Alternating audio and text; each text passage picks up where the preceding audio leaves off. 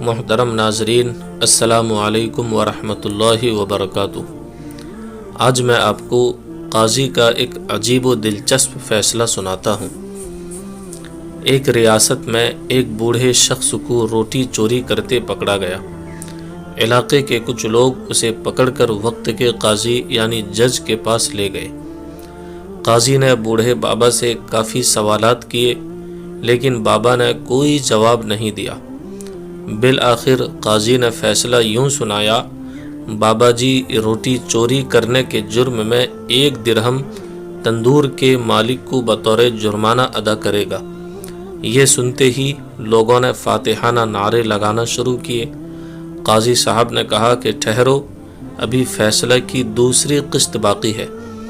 سب لوگ سمجھے کہ اب شاید بابا کو قید کی سزا بھی ہوگی، لیکن قاضی کے فیصلہ نے سب کو حیرت میں ڈال دیا۔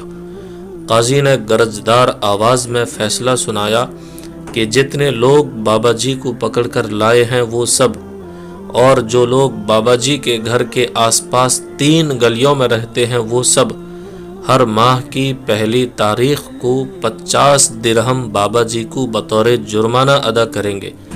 لوگوں نے اس کی وجہ پوچھی تو قاضی نے جواب دیا: نہ بابا کی عمر چوری کی ہے، نہ بابا پیشہ ور چور لگتے ہیں، کیونکہ اگر چور ہوتے تو اپنی صفائی اچھے انداز سے پیش کرتے، جیسا کہ چوروں کا دستور ہے۔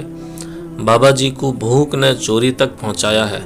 اس کا سب سے بڑا سبب بابا کے پڑوسی ہیں، جنہوں نے کبھی بابا کی خبر نہ لی، اس لیے بابا 1 روٹی کے چور ہیں، جبکہ بابا جی کا پورا محلہ انسانیت کا چور ہے۔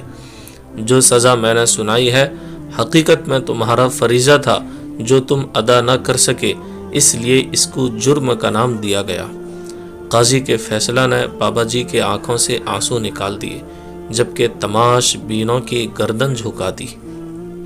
تو دوستو، اپنے پڑوسیوں کے حقوق کی ادائیگی میں بالکل بھی کوتاہی نہ کرو۔ حدیث شریف میں ہے، رسول اللہ صلی اللہ علیہ وسلم نے فرمایا: وہ شخص مومن نہیں ہو سکتا جو خود پیٹ بھر کر کھانا کھائے اور اس کا پڑوسی جو اس کے پہلو میں رہتا ہو بھوکا رہے۔ تو ہم سب کو اپنے پڑوسیوں کا خیال رکھنا چاہیے۔ تو دوستو، کہانی کیسی لگی؟ اگر کہانی اچھی لگی تو لائک کریں، کامنٹ کریں، شیئر کریں، اور ایسے ہی اچھی کہانیوں کے لیے ہمارے چینل کو سبسکرائب کریں۔